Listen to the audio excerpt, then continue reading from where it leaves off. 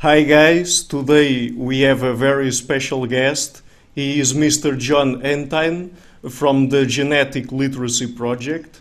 Jon Entine is an American author and journalist and the executive director of the Genetic Literacy Project. He is also a senior research fellow at the Institute for Food and Agricultural Literacy at the University of California.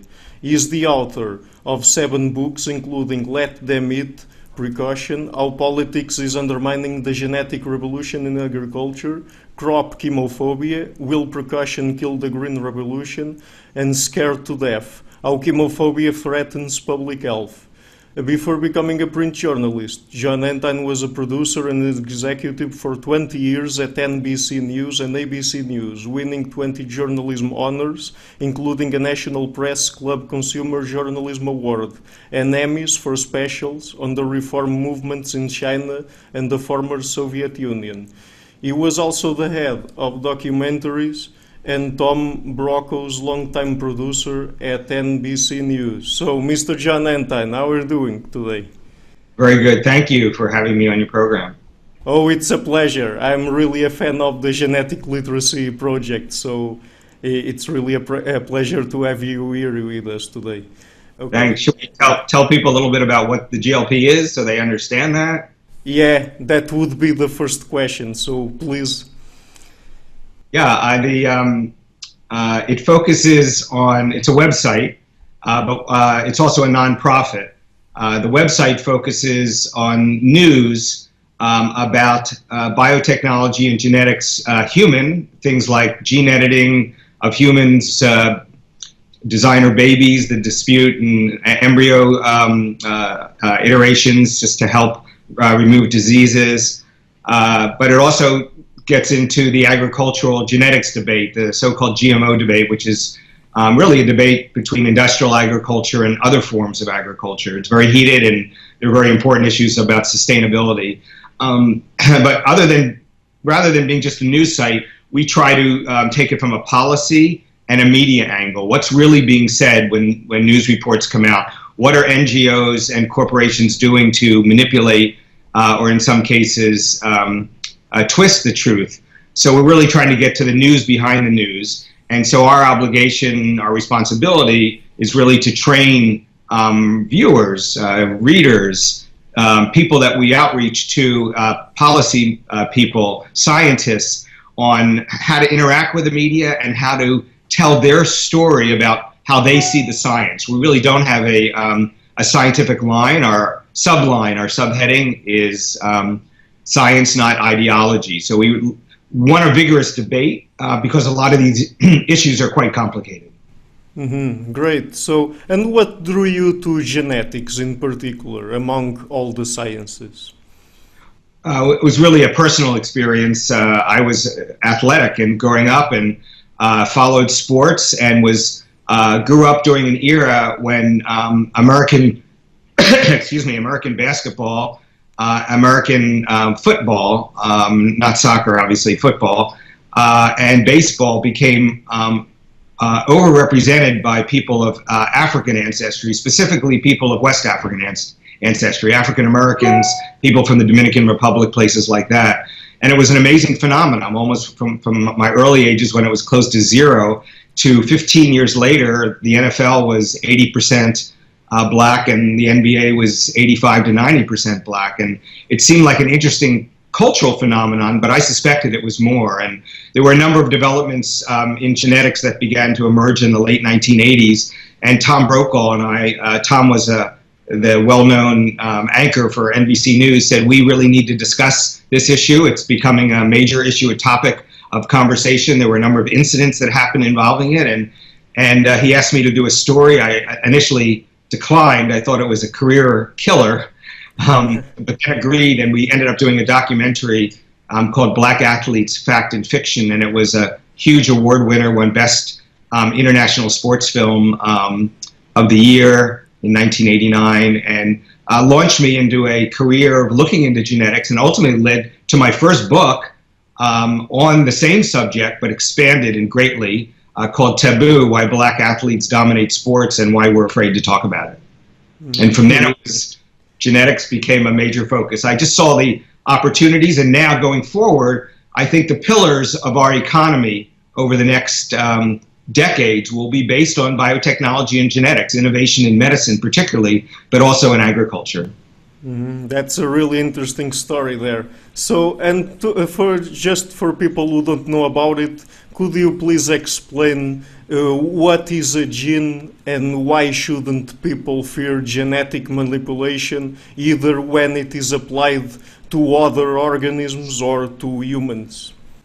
Well, a gene is just a way that we carry traits that we all have, whether it's blue eyes or hair color or muscle structure. Any trait that we have is a combination of how our genes are what it's called expressed, because some people can share certain genes, but there are other factors, some of them environmental and some of them other genetic factors that express genes in certain ways, so the traits are realized in different ways. So for instance, two identical twins are not totally identical because some of their genes have been expressed differently, even though they have identical genes. And you can actually see some of those differences, and actually surely you can do tests and understand that there are differences as well.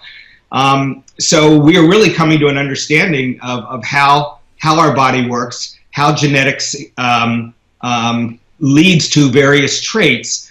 And I think that the main reason we are looking into this is because of disease issues. We have a variety of diseases. Look at Huntington's disease as an example.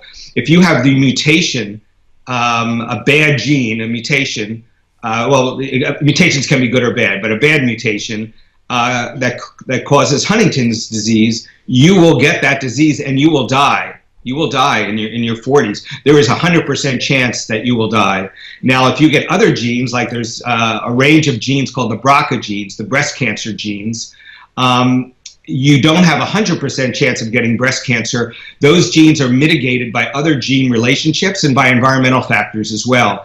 There are only a few genes that literally dictate how you will be. Almost all the genes that we have are modified through gene-gene interactions and environmental factors, which makes this very, very complicated, very fascinating, but very important, because we are all, most of the diseases that we have have a genetic basis to them. But we are now at the point where the major factor in causing those diseases, like a breast cancer mutation or a Huntington's disease mutation, can be identified, and through precise gene editing that is so simple it can actually be done by a high school student. That's how advanced we are in some of this technology. They can go in and remove that mutation in an embryo, and that newborn will not have that disease. Now, this is not approved yet because we want to make sure that when we start removing single gene mutations, that we don't cause a series of other unknown interactions that we just have no idea what might happen. So we want to be cautious about this. But the tests that have been done in animals, and in some cases using gene therapy, helping humans, has been remarkable so far. And the future looks extremely bright in the medical area. Is it something to be fearful of? No. Is it something to be cautious about? Should we monitor it? And should we also factor in maybe religious or ethical considerations depending upon where you're from? Absolutely. But it's not something to fear. Mm-hmm. And because it is one of the major topics at the Genetic Literacy Project, could you explain a little bit how does biotechnology work when applied to GMOs, and why are we not creating food which is harmful to us when we use this approach? Well, there's many, many different ways to modify food. First of all, none of the food that we eat today existed a few hundred years ago, and some things are really utter creations.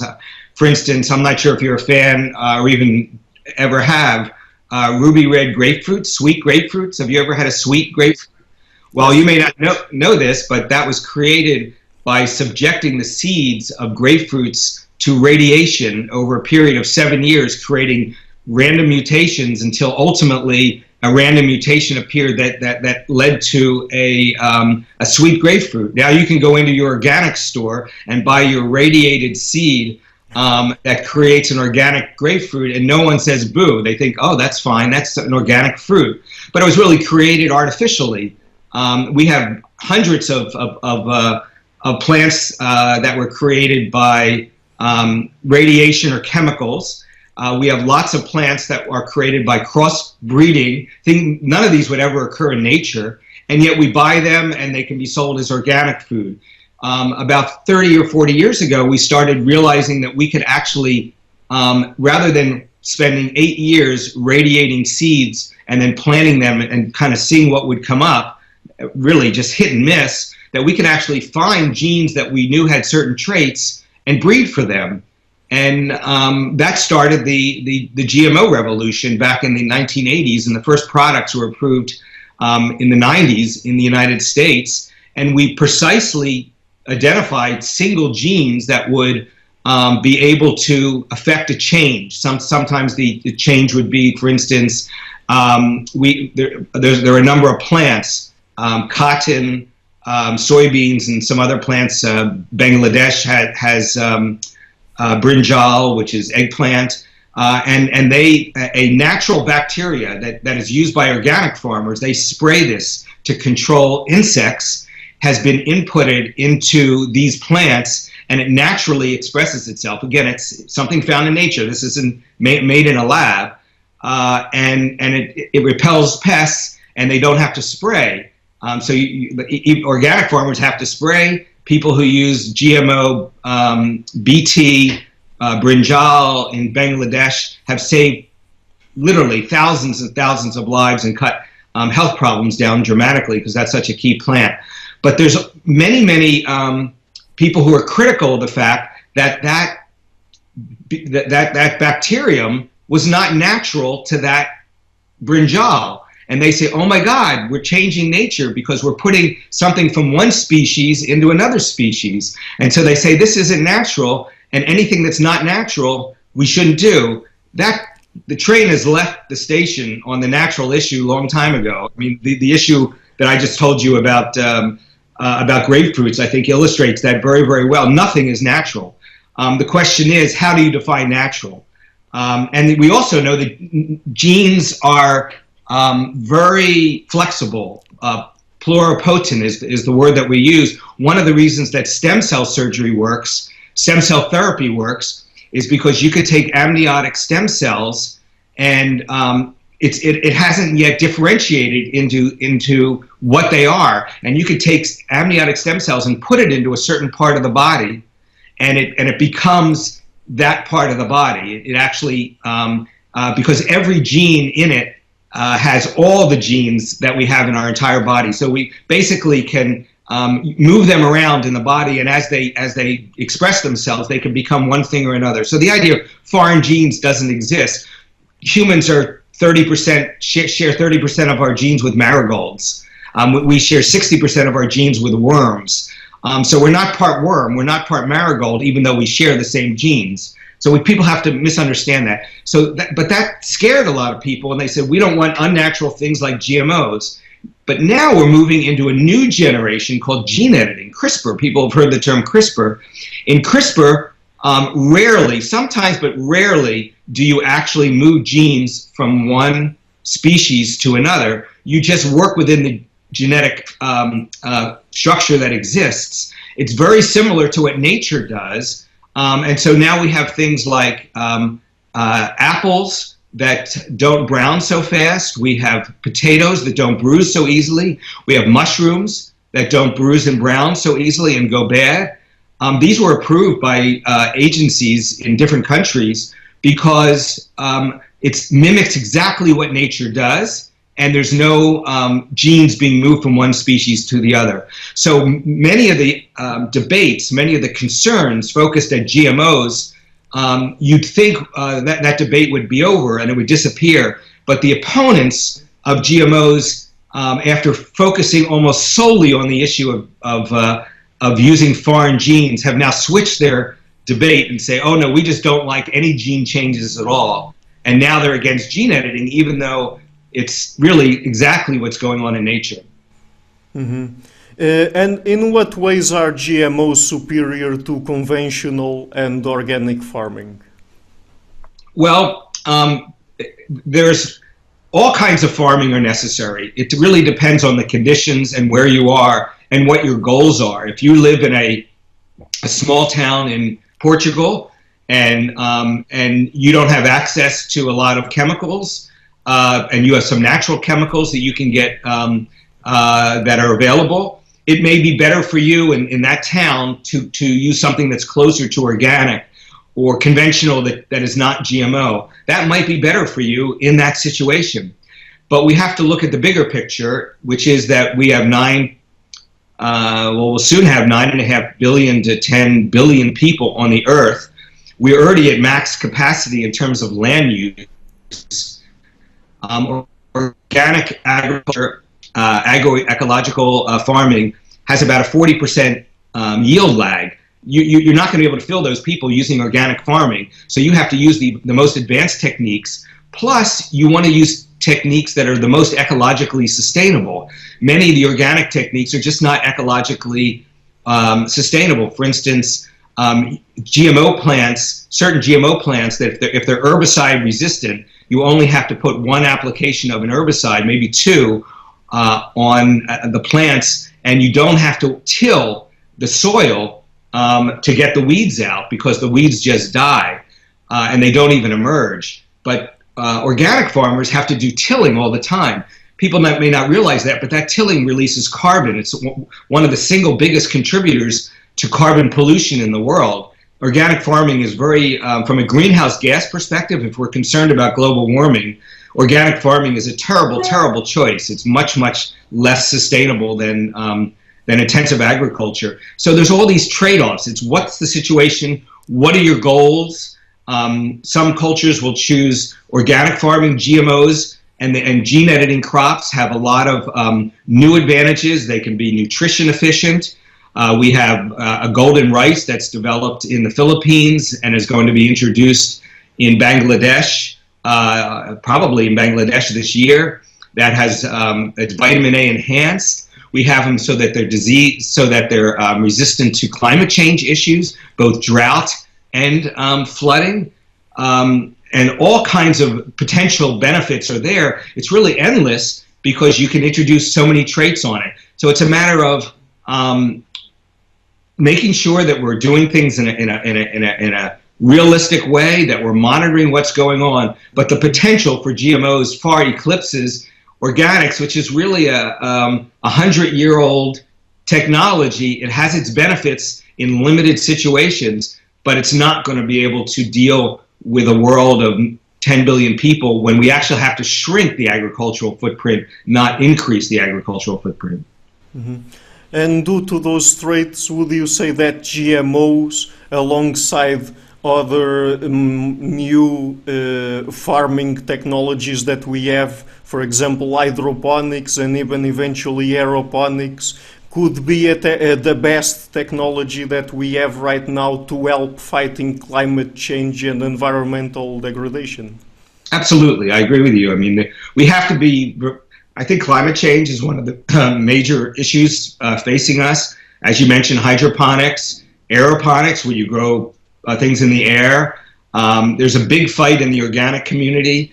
Even though these things are more sustainable than anything being done in organics or conventional intensive agriculture, they don't want the organic label attached to it because they're afraid it's going to usurp what is a technology that's really 100 years old. And they fought it, but in the United States, hydroponics was just approved as a organic. But in other countries, I think it won't, and there's a united effort to dismiss that. So it's becoming ideological now, unfortunately. My goal is to promote sustainable agriculture. There's a debate on how we get there, and there's no question that there's certain practices used in intensive agriculture that, if misused, can not be sustainable. But, we need all hands on deck here. The idea of demonizing GMOs or demonizing gene editing and taking it off the map for, let's say, Africans to use because they're too scared of it, or because they want to trade with Europe and Europe is against it and they're afraid of pissing off and creating trade problems with their major agricultural trade countries is really a shame. The floor needs to be open and let the best technologies emerge. The beauty of gene editing too is that it's so precise and so able to be done at even a high school and college level that we have entrepreneurs that are going to be coming up and developing these technologies, and it won't be owned by big ag. It really means the democratization of agricultural innovation, and that's got to help everyone. It really breaks the strangle of large agrochemical companies. Mm-hmm. And you already talked a little bit about this topic here, but you also espouse the application of biotechnology via manipulation of the human genome. In what ways do you think humanity could benefit from genetic enhancements and that you would also consider ethical? I'm asking this because sometimes people refer to the possibility of someone that is very rich profit from a technology like CRISPR to enhance his children intelligence and things like that, and that it could contribute to increase inequality among people, for example?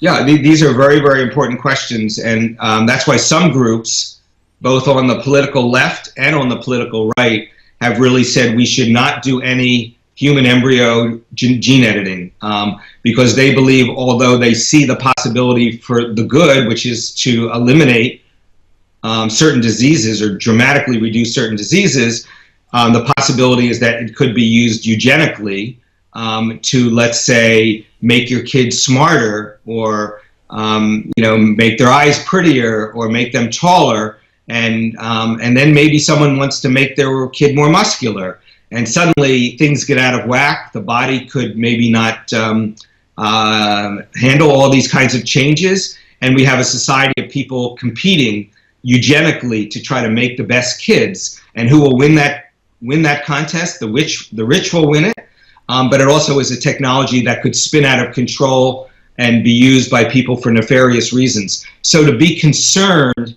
both ethically and religiously about these issues is important. We need human embryo manipulation is something that needs to be fully aired and debated. We will set limits on things, but I have to say, in this day and age where this technology is so easy, I am doubtful that any of those limits will hold. We can pass all the laws that we want, saying we don't want to manipulate people for intelligence, but the technology is becoming so straightforward. Within a decade, we could probably end up doing this, and no one would know. All you need is a rogue laboratory in any number of countries, whether it's China or other Asian countries or Latin America, or frankly, even Portugal or the United States. People could conceivably do this. So this is a heated debate. We are in the early stages of trying to understand the implications of changing and manipulating the human embryo. I think there's a general consensus that we want to do it because we want to resolve and address some of the most serious diseases. And gene therapies are focused on that right now. Gene editing is focused on that. But we are proceeding extremely cautiously right now. But I think events will overtake the caution. Unfortunately, this will almost certainly spin out of ethical control. You can't ban something like this. It just is. It's too easy to do. It will happen. Mm-hmm. Yeah, we really have to be careful about that. Do you think that chemophobia arrives not just from propaganda and sometimes bad journalism, but also from human natural proclivities to fear, in this case, something that our senses can't even grasp? Oh, absolutely.